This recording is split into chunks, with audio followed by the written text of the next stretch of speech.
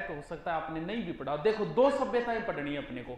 सबसे पहले हम पढ़ेंगे किसको? सिंधु को। और सिंधु के बाद हम कौन सी सभ्यता को पढ़ेंगे? वैदिक। वैदिक शब्द जो बना है वो वेद से बना है, और सब जानते हो कि 4 वेद है। सभ्यता का पहले तो ये बताओ कि अर्थ क्या है। सभ्यता का अर्थ, जैसे अब हम हैं, अब हम बोलते हैं कि हमारी 21वीं सदी है, यही तो बोलते। तो सभ्यता का मतलब कोई ऐसी दुनिया जो अब हम हैं, इससे पहले कोई दुनिया रही होगी, उसी दुनिया को सभ्यता बोलते हैं। अब सबसे पहले की गुरुजी आपने जो नाम दिए हैं, सिंधु कैसे दिया, वैदिक कैसे दिया। यहां पर एक नदी है सिंधु, इसके आसपास पनपी है सभ्यता। जैसे हम लोग दब गए, मान लो दब गए, सारे के सारे दब गए, ऊपर आज से 1000, 2000, 5000 साल बाद खुदाई शुरू की, नीचे से हम मिलना शुरू हो गए, तो वो कोई नाम तो देंगे। तो क्या नाम देंगे वो? जैसे हम लोग दबे, क्या नाम देंगे भाई? उन्हें पता ही नहीं, वो नाम क्या देंगे? वो सोचेंगे कि सबके पास से मोबाइल मिल रहा है, पता नहीं किसी ने कौन सी जेब में डाल रखा है, किसी ने, सबके पास मोबाइल मिल रहा है। कुछ लोगों के तो सब इस तरीके से मिलेंगे, तो वो लोग एक नाम दे देंगे कि मोबाइल युगीन सभ्यता।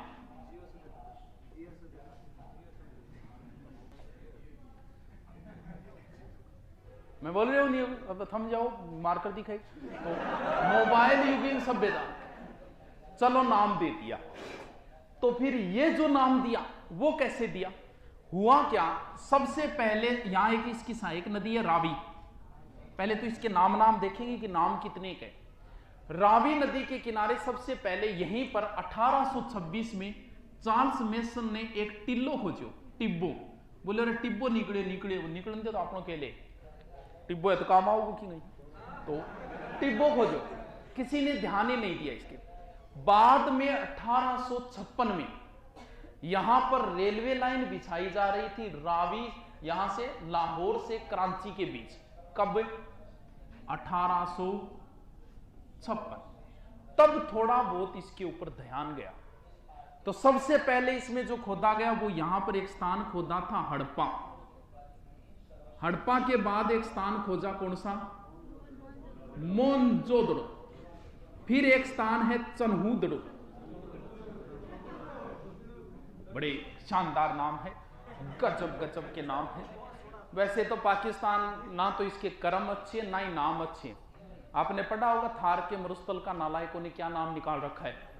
पाकिस्तान में थार के मरुस्थल को क्या कहा जाता है? शाबाश, बहुत बढ़िया। अब सोच सकते हो कि पाकिस्तान में नाम कैसे हैं? हड़प्पा, मोहनजोदड़ो, चन्हूदड़ो। गजब यार भाई, गजब नाम है, गजब। हड़प्पा, चन्हूदड़ो, तीनों का तीनों गया पाकिस्तान में। अपन बाद में करेंगे, पहले अब क्या हुआ? बोले यार इसका कोई नाम तो दो। बोले क्या नाम दे? बोले ऐसा करते हैं कि यह सभ्यता सिंधु नदी के किनारे पनपी है, इसकी सहायक नदियों के किनारे।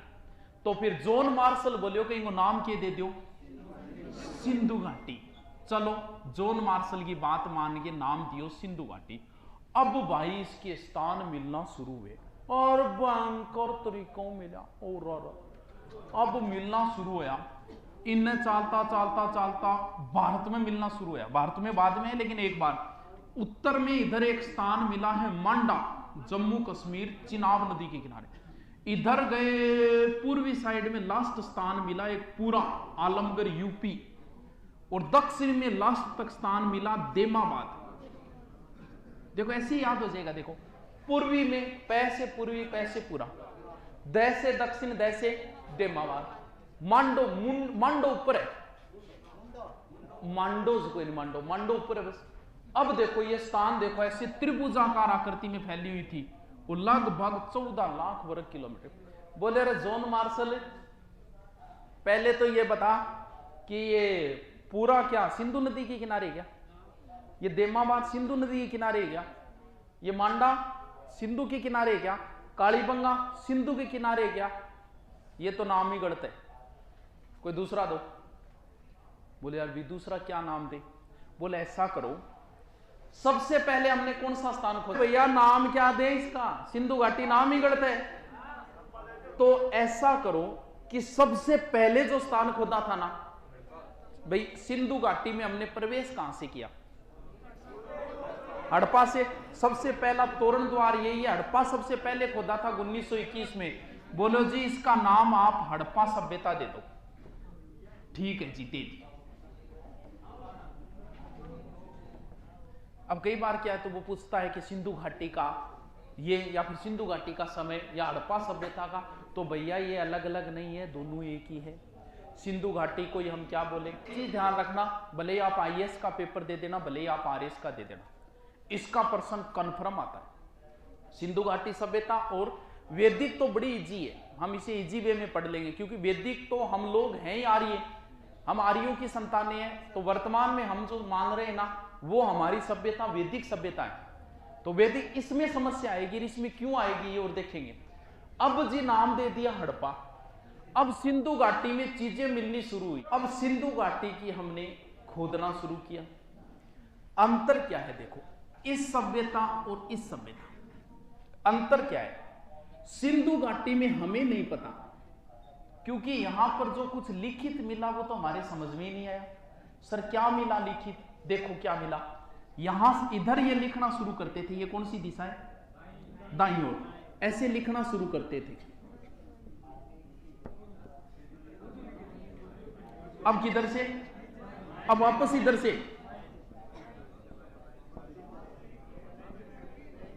ये क्या लिखा है?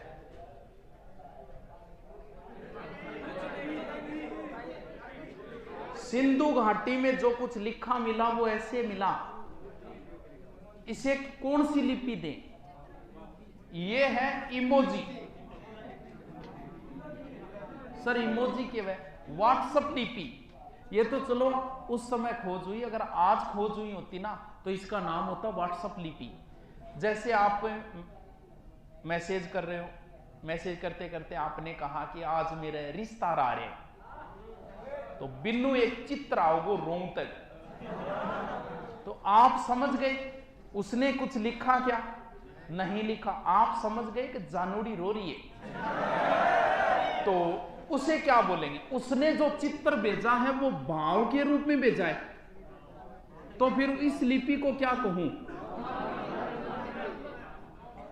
इंग्लिश में बोस्टोफेदम। इधर से इधर, इधर इधर इधर इधर, क्या बन गया ये? सांप। इसे सर्पिलाकार लिपि कहेंगे।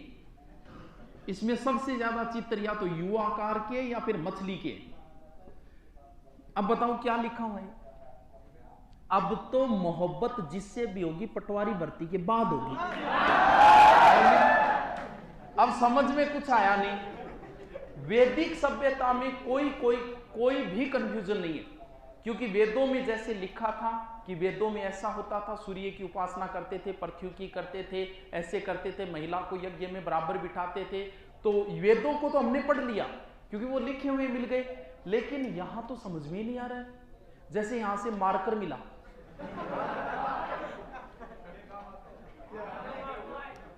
अब समझ में नहीं आएगा यार ये क्या काम आता होगा। आगू बड़ो तीखो करेड़ो है, उन्हें नहीं पता कि ये मार्कर किस काम आता होगा।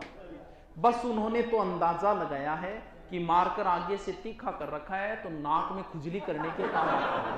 उन्हें नहीं पता है, सिर्फ अंदाजा लगाया उन्होंने। तो सिंधु घाटी में जो चीजें मिली उन चीजों के आधार पे हमने अंदाजा लगाया। जैसे योगी की मूर्ति मिली तो हमने कह दिया कि हमारे यहाँ रामदेव बाबा था, वैसे उनके वहां भी कोई रामदेव बाबा था। योग का उन्हें जानकारी थी। जो मूर्ति मिली उसके दाढ़ी थी तो हमने कह दिया कि वो लोग जो है वो क्या रखते थे? दाढ़ी रखते थे। किसी मूर्ति में हमें बड़े बड़े बाल मिले तो हमने कह दिया कि बाल भी रखा करते थे वो। तो इस आधार पे हमने सिर्फ, जैसे शव है, शव दफनाए हुए मिले, उनका सिर जिस दिशा में मिला हमने कह दिया कि शव को दफनाते थे, सिर उत्तर में करते थे, दक्षिण में करते थे। तो हमने तो सिर्फ अंदाजा न लगाया है कि ऐसा हुआ होगा, क्योंकि उन चीजों को देखे, जबकि वैदिक सभ्यता में कोई कंफ्यूजन नहीं है, ऐसे हुआ। अब जैसे सिंधु घाटी में सबसे ज्यादा जो मूर्तियां मिली ना वो मिली महिलाओं की। तो इसके आधार पर क्या अंदाजा लगाया? देखो, दो प्रकार की सभ्यता होती है, एक तो होती है मातृस्थात्मक, एक वह पितृस्थात्मक। अब देखो, हमें वो पूछेगा, क्योंकि इन दोनों का कंफ्यूजन पूछेगा कि ऐसे नहीं पूछ सकता क्या नहीं मिला। अरे नहीं मिला तो बहुत सी चीजें नहीं मिली, ठेकों को नहीं मिले सिंधु घाटी के अंदर, नहीं में तो बहुत सारी चीजें। लेकिन वो ऐसे पूछेगा कि वैदिक सभ्यता में ऐसी कौन सी चीज थी जो यहां मिली यहां नहीं मिली। इन दोनों का कंपैरिजन करेगा वो। तो एक सभ्यता इनमें मातृस्थात्मक है, एक पितृ। वैदिक सभ्यता को सबसे बढ़िया याद करने का तरीका यह है कि आप ये मान लो कि भगवान राम जो हुए ना, वो किस सभ्यता में हुए हैं? भगवान राम के घरे दशरथ की चला करती किंगी, दशरथ की चला करती थी। भगवान राम का परिचय देखो, चलने का आधार किया जी मातृस्थात्मक सभ्यता क्या? सिंधु घाटी। इसका मतलब क्या हुआ? लुगाया नहीं चला करती। चलो आज की सभ्यता क्या है, मातृस्थात्मक या पितृस्थात्मक? मातृस्थात्मक है। था रिश्तो कौन कर गया हो? मातृस्थात्मक मुना जद मानी जाएगी जो थारो रिश्तो करने भी लुगाई जागी, बस को ड्राइवर करने भी लुगाई जागी, हलवाई आरकन भी लुगाई जागी, बस को ड्राइवर भी लुगाई होगी, और अंदर आदमी बैठा गीत गाओगा और लुगाया बारे बान लिखेगी, डायरी ले फिरेगी, क्या जल्दी करो। फिर आदमी नाचेगा, लुगाया कहेगी जल्दी करो, आगे सासू जी को फोन आ रही है, मैं वेट करना, जद माननी जाएगी। अभी कौन सी सभ्यता है? अरे चलने का आधार पर कोई नहीं। देखो चलने के आधार पे नहीं होती। कैसे होती है? आपने महाभारत देखी होगी। महाभारत में भगवान कृष्ण बोलते हैं कि मैं यशोदा नंदन कृष्ण, मैं कुंती पुत्र अर्जुन, मैं गंगा पुत्र भीष्म। जबकि आप नहीं जानते कि भीष्म के पिता का नाम क्या था, आधे नहीं जानते। आप जानते हो कि गंगा का पुत्र था। अब आओ रामायण में, राम की माता का नाम नहीं जानते, आप पिता का जानते हो। जबकि वो तो ओके हो गयो नयो लफड़ो। जबकि राम की माता का नाम आप नहीं जानते, बहुत सारे नहीं जानते, आप पिता का नाम जानते हो। वर्तमान में मैं तुमसे एक कहूंगा, बता छोरा किंग है, तो आप मां का नाम लोगे कि बाप का? क्योंकि वर्तमान में परिचय बाप के आधार पे है, और महाभारत के समय परिचय मां के आधार पे होता था। गांधारी नंदन दुर्योधन, और उस समय हो सकता है कि परिचय जो होता था वो किस आधार पे? क्योंकि सबसे ज्यादा महिलाओं की मूर्तियां मिली, तो हमने कह दिया कि ये जो सभ्यता थी वो क्या थी? मातृस्थात्मक। अब आप देखो, भगवान राम वाली सभ्यता का मतलब आप अंदाजा लगा लेना कि वैदिक सभ्यता, और भगवान राम के घर में दशरथ का ऑर्डर चलता था, तो इसका मतलब वो क्या थी? पिता वाली सभ्यता थी। तो ये पितृस्थात्मक सभ्यता। जैसे हम लोग दब गए, अब उन्हें कैसे पता चलेगा कि ये सभ्यता मातृस्थात्मक थी या पितृस्थात्मक? इनका कैसे पता चला? मूर्तियों के आधार पर। भी मूर्तियां महिलाओं की मिली। अब हम लोग दबे, तो बताओ सबसे ज्यादा मूर्तियां देवताओं की मिलेगी या देवियों की? देवी की मूर्ति एक शहर में मुश्किल से एक देवी का मंदिर होता है, एक या दो। जबकि देवता की देखो हर शहर में गोगा जी, हनुमान जी, तेजा जी, शिव जी, कृष्ण जी, देवता ही देवता की मूर्ति मिलेगी। तो इसका मतलब वर्तमान सभ्यता क्या है? पितृस्थात्मक। और उस समय की क्या थी? तो इन आप मातृस्थात्मक सभ्यता भी बोल सका। यहां पर जो बर्तन मिले वो कांस्य के मिले, तो हम इसे क्या बोल सकते हैं? कांस्य युगीन सभ्यता। तो एक ही बात है। सबसे बड़े बड़े नगर मिले, बाद में जिक्र करें, एक बार बस याद करने के लिए, इसीलिए इसे क्या बोल दिया? नगरीय सभ्यता। जबकि आप देखो वैदिक सभ्यता में भगवान राम अयोध्या रहते थे, एकदम गांव की तरह वो। तो वैदिक सभ्यता क्या है? ग्रामीण थी। ये सभ्यता यानी कंपैरिजन पूछेगा वो। वैदिक सभ्यता होते ही तो सारा कंफ्यूजन दूर हो जाएगा। अब ये एक ही नाम है, भले सिंधु घाटी आ जाए, भले हड़प्पा आ जाए, भले मातृस्थात्मक आ जाए, भले कांस्य युगीन सभ्यता आ जाए, भले ही नगरी सभ्यता। इतनी बात समझ में आई गे बेटे का बाप हो, आगे के थार समझे। आगे चालू बता दू है, बताओ। अब आ देखा कभी टाइम तो देखिए इनका, भी ये सभ्यता कब हुई थी, इस चीज को तो समझे। जैसे हम लोग दबेंगे 1000-5000 साल बाद, टाइम तो निकालेंगे वो। तो टाइम कैसे निकालें? इस चीज को समझ लेना, बढ़िया तरीके से समझ लेना, क्योंकि प्रश्न बहुत बार आता है कि हड़प्पा सभ्यता का समय है या सिंधु घाटी का समय, और इसके ऑप्शन भी फिक्स है। कैसे? वो पहला ऑप्शन देगा आपको 2350 से 1750 ईस्वी, ठीक है। दूसरा ऑप्शन देगो 2350 से 1750 ईसा पूर्व। थाने तीसरा ऑप्शन देगो 1750 से 2350 ईस्वी। थाने चौथो ऑप्शन देगो 1750 से 2350 ईसा पूर्व। ये लो फिक्स है।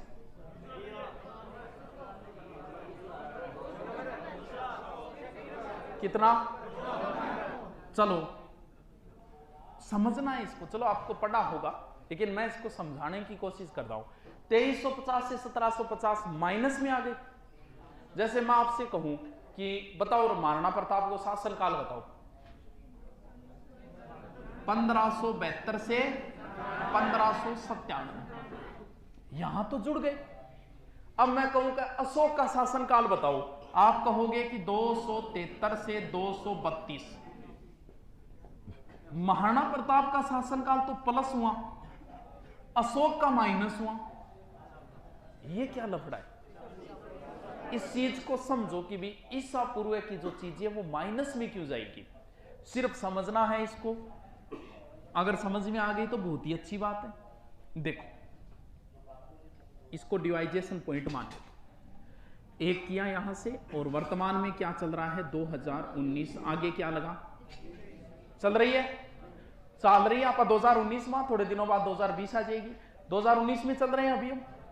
तो 2019 से मैं पीछे चलता हूं, 1819, 1719, ऐसे करते करते मैं यहां पहुंच गया 1 ईस्वी। तो क्या ये दुनिया बने हुए 2019 साल ही हुई है क्या? अरे 2019 से पहले दुनिया नहीं थी क्या? मुकारो लगाओगे ही। वाह गजब, शानदार, वाह भाई क्या लग रहे हो। ऐसा डंगू पड़ लिया नहीं मनबेरो है कि थरा सिंदूर वेदी गोली रहेगी। अरे बहुत टफ टॉपिकों में आता है ये। सभ्यता जो है ना, कभी आपने पढ़ी नहीं तो इसको बड़े इजी तरीके से अपन करेंगे सोल्व, पढ़ा देंगे यार। क्या इतिहास तो एकदम इजी है। सिंधु, वैदिक, मौर्य, गुप्त, और मुगलाम तो वह जहांगीरी और बाहोगा नहीं, अनारकली, वो तो बहुत ईजी है, तो ईजी। गांधी जो है ना, गांधी बहुत शानदार है। गांधी तो गजब का है, वाह भाई ऐसा था गांधी तो इजी। तो फिर जैसे अंग्रेज बोले कि हमारा जो भगवान था ना ईसा, जिस दिन ईसा जन्मा था वहीं से साल शुरू करो, क्योंकि दादागिरी थी उनकी। बोल जी मान लिया हमने 1 ईस्वी। तो ईसा से पहले दुनिया नहीं थी क्या? ईसा किसके जन्मा था? अपनी मां के। ईसा की मां ईसा से पहले नहीं जन्मी क्या? तो उसके लिए क्या बोलूं भाई, बताओ क्या बोलूं? ईसा पूर्व। अब देखो पीछे चलो, ये 2350 है, इधर से शुरू होकर यहां आके समाप्त हुई 1750 ईसा पूर्व। अब मैं आपको सिर्फ एक उदाहरण दूंगा। उस उदाहरण को अगर समझ में आई तो आपकी ये बात भी समझ में आएगी कि ईस्वी ईसा पूर्व उल्टा क्यों चलता है। बस ये उदाहरण समझ लो। मान लो कि आज से ही हम ये मानते हैं कि नई साल आज से पहले के लिए कोई परिचय नहीं है। आज से ही मान लू मैं कि नई साल आज ही लगी, आज से ही 1 ईस्वी है। आज से आप 10 दिन पहले यहां कोचिंग में आए तो आज के बाद तो हो जाएगा 1, 2, 3, 4। लेकिन आज से ही मानना है तो आज से 10 दिन पहले आए तो क्या बोलोगे? 10 दिन पूर्व है, यही तो बोलोगे। ठीक है, आपने यहां सिंधु घाटी पढ़ी और पढ़ते हुए आपको 2 दिन हो गए, यानी 2 दिनों में आपकी सिंधु घाटी पूरी हुई। तो अब आप क्या बोलोगे कि आज से 8 दिन पहले सिंधु घाटी कंप्लीट हुई या आज से 12 दिन पहले? इसका जवाब आ गया तो ईसा पूर्व उल्टी क्यों चलती है, यह भी जवाब आ जाएगा। आज से मानना है सब कुछ, आज से पहले के लिए आपको पूर्व लगाना है। आज से 10 दिन पहले आपने एडमिशन लिया, 2 दिन सिंधु घाटी पढ़ी, 2 दिन बाद सिंधु घाटी कंप्लीट हुई। अब क्या बोलोगे कि आज से 8 दिन पहले हुई या आज से 12 दिन पहले? कौन समझ में आई? क्यों? क्योंकि आप आज के नजदीक आ रहे हो, इधर से आप इधर आ रहे हो, अब इधर जा रहे हो। तो ये चीजें माइनस में चलेगी। सर ये अब चलो सीधा सा पूछ ले कि सिंधु घाटी सभ्यता आज से कितने साल पहले हुई?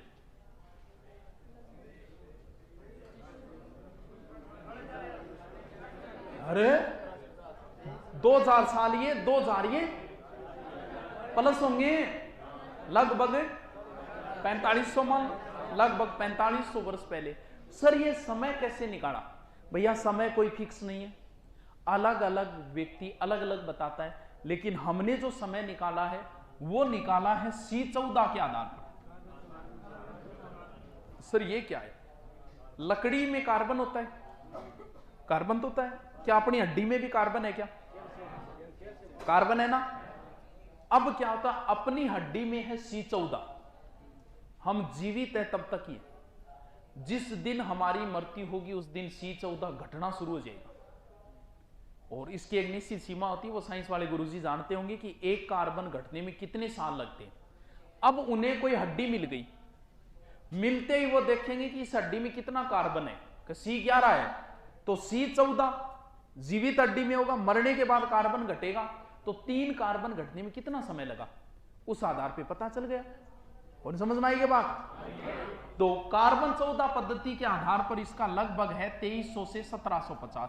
तो आपको अमूमन टाइम दिया जाएगा, तो आप एक याद रख लेना कि सिंधु घाटी का समय कितना है, 2350 से 1750। ठीक है, ये समझ में आयोगे?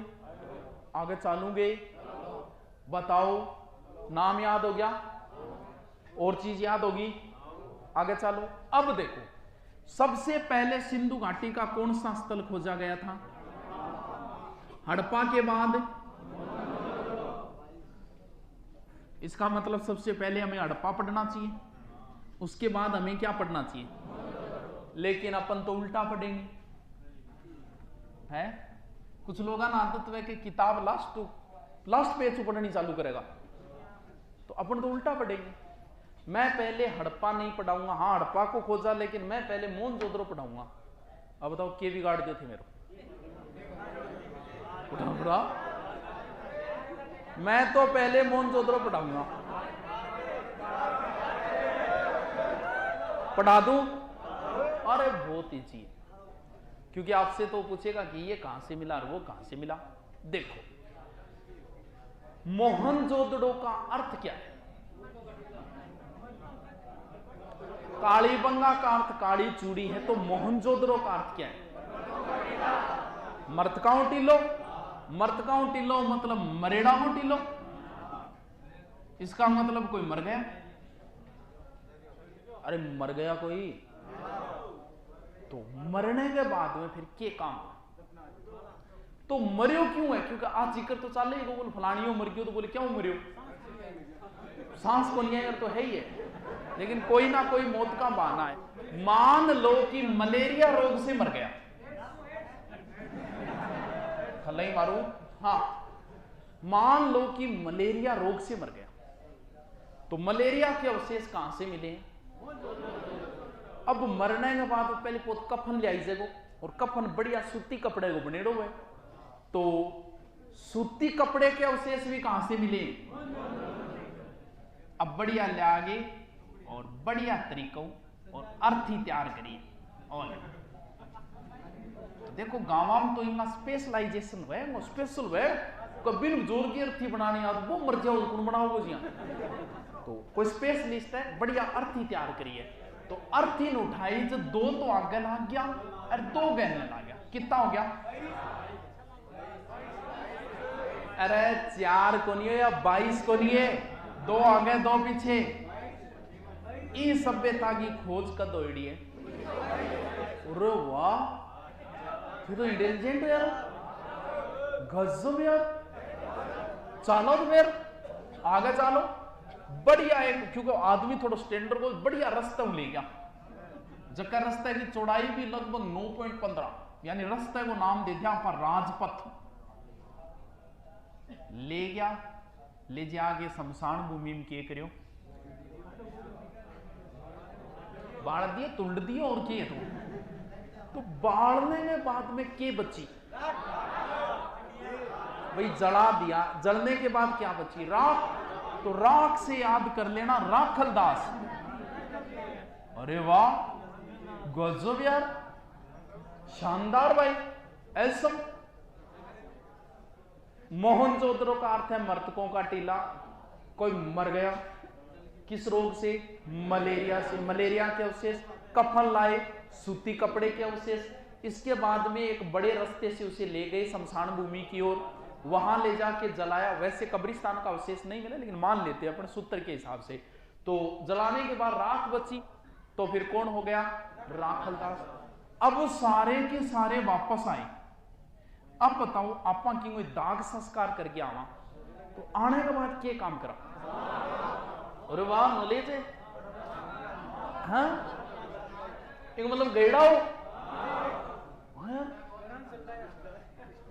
वापस आने के बाद में अपने एक रिवाज होता है कि हम लोग स्नान करते हैं। तो स्नान करने खातर अब सिंधु घाटी की सबसे अच्छी चीज क्या है? यहां से बड़े बड़े स्नानागार मिले, और रब ठाडा रहा है, पूछो ना। 33 मीटर तो लंबा, 54 पॉइंट समथिंग मीटर चौड़ा।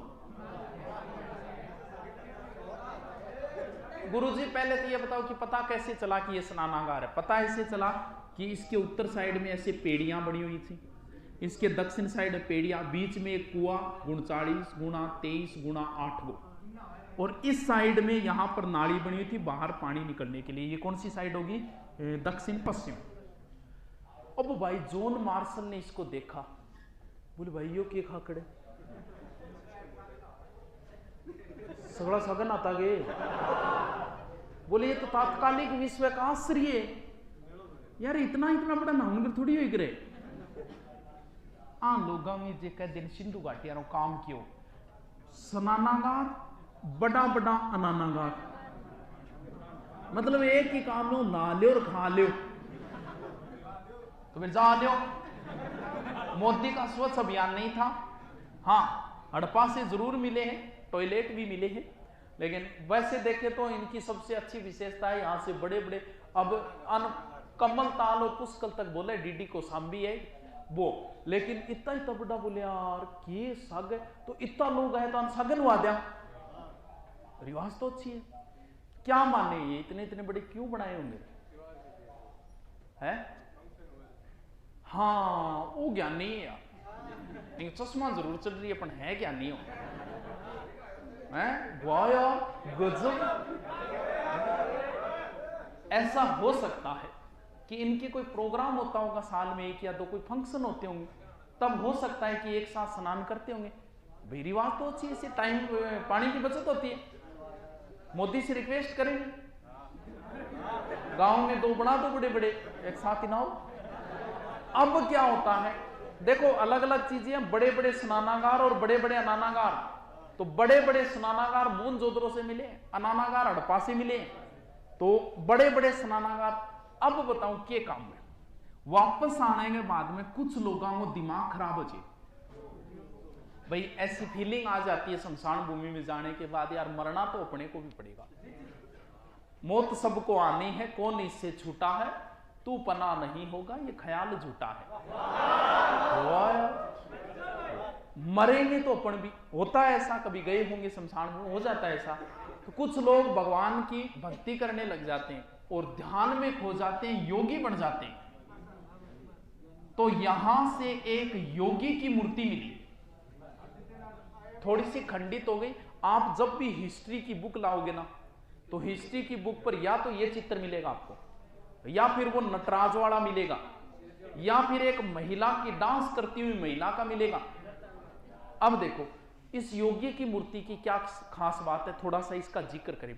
एक बार एक प्रश्न पूछा, योगी की मूर्ति के नीचे जानवरों के चित्र बने थे, यानी उसमें 9 जानवर 7 प्रकार के थे, तो चित्र बने हुए थे। तो प्रश्न ये पूछा, बहुत अच्छा क्वेश्चन था, ये से पूछा गया था ये क्वेश्चन, कभी योगी की मूर्ति में किस जानवर का चित्र नहीं मिला? थे इतना इंटेलिजेंट कर दोगे पहले तो ये बताओ, पढ़ा दियोगे धन? अच्छा पढ़ गया, ज्ञानियान जानू बोलिए मैं। उस प्रश्न को क्यों पूछा? देखो प्रश्न क्यों पूछा ये देखो, कभी कौन से जानवर का चित्र नहीं मिला। अगर आपसे पूछे कि सिंधु घाटी में सबसे ज्यादा कौन से जानवर का चित्र मिला, तो एक सिंगो बैल। और रात तेरी फोटो बहुत रिस्की है यार, एक सिंगो बैल। थारी कोनिया बुलाई रोलो करो, कोनिया, थारी आवाज कोनिया, मेरी आओगी।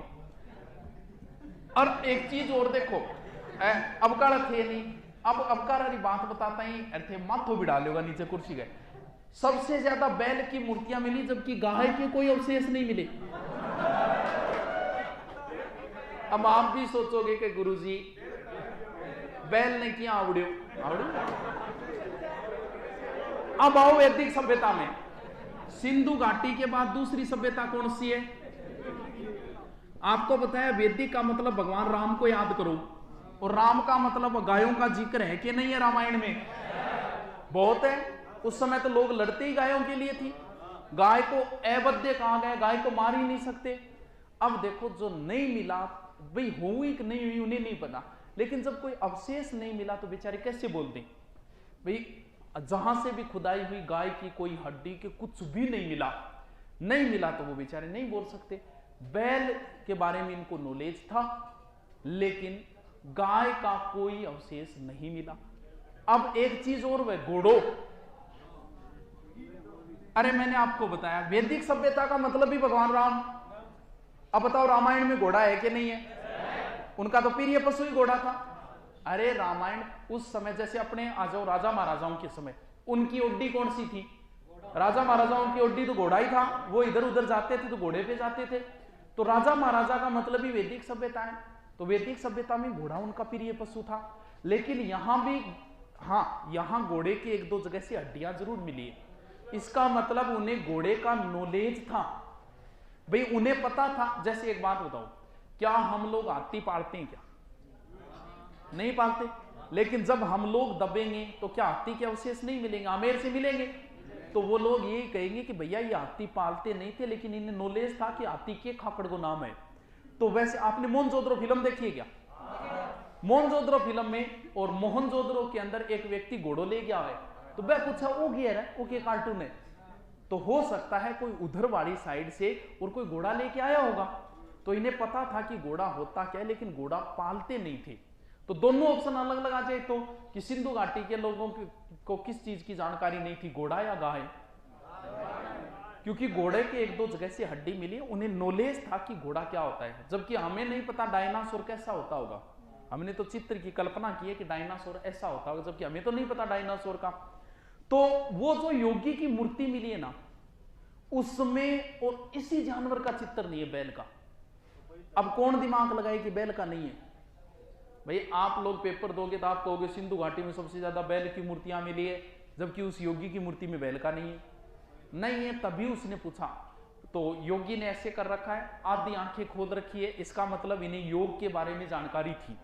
तो उस मूर्ति में यहां से यहां तक चूड़ियां पहन रखी है उसने। तो इसका मतलब हम ये कहें कि पुरुष भी आभूषण पहनते थे, कह सकते हैं क्या? चलो, भगवान राम वाले समय में पुरुष आभूषण पहनते थे कि नहीं? पहनते थे। आप भगवान राम को देखो, मुकुट गले में, हाथा में, बिंटिया बांटिया पैर रखिए। क्या आज लोग पुरुष आभूषण पहनते हैं? कब पहनते हैं? यह कोई आभूषण पहनना होता है क्या? पुरुष आभूषण नहीं पहनते। आपकी क्लास में कितने लोगों ने मंगलसूत्र पहन रखा है? पुरुष आभूषण नहीं पहनते। नॉर्मल है, ये पहनने में नहीं आता। वर्तमान में पुरुष आभूषण नहीं पहनते। तो भगवान राम वाले समय में तो हो सकता है कि ये लोग भी पहनते होंगे। तो आभूषण, क्योंकि मूर्ति मिली उस आधार पे, तो योगी की मूर्ति मिली यहां से। अब एक चीज बताऊं, मरने के बाद अपने कोई डांस प्रोग्राम भी हुएगा?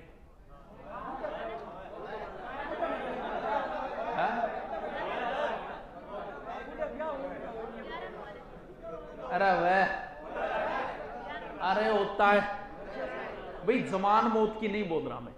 अगर कोई बूढ़ो आदमी मर जा तो देख, अरे होता है अर्जस से, अरे डांस भी होता है, लेकिन अंतर होता है। शादी का जो डांस होता है ना, वो तो सीधा गजबन पानी ने चाली सीधा। लेकिन मरने के बाद कोई डैनियो डैंडती मर जाए तो लास्ट में तो मरना ही होता है सबको। तो अंदर की लुगाया यानी औरतां पे डांस भी करे। लेकिन वो बैठ कर करती है, ये अंतर होता है। जे एक बात को मान लो थाने और गुंदी आवे, गुंदिया या लाडू आवे, तो थे बता दो कि ब्याह का है कोसर का है, कोई अंतर हुए? क्या अंतर हुए? क्या बात है, इसका मतलब आपको तो कल्चर का नॉलेज है। गजब यार, आप तो लग गए नौकरी फिर। तो नृत्य होता है, अगर कोई बुजुर्ग आदमी मर जाए तो अपने बैठकर नृत्य करते हैं। तो यहां से एक कांसे की नर्तकी की मूर्ति मिली है, ऐसे डांस कर रखा है, ऐसे हाथ कर रखा है, आप देखना कई बार आपको चित्र मिल जाएगा ये। तो वो नर्तकी की मूर्ति भी कहां से मिली है? मोहनजोदड़ो से। बताओ मोहनजोदड़ो की बात थारे समझ में आई कि कौन नहीं आई? आई तो के आगे कौन नहीं आई, फिर के को नहीं आई है? मोहनजोदड़ो का अर्थ मरेड़ा मोटीलो, के रोग उमरियो, के ले आया किता में 1922। फिर राखलदास योगी की मूर्ति, और इसके बाद में नर्तकी की मूर्ति। कुछ चीजें हो रहे हैं, आप काल देख लेना। अब इसके बाद हड़प्पा पढ़ेंगे और उसके बाद समुद्रों पढ़ेंगे, ठीक है? काल पढ़ लेना बाकी, ठीक है?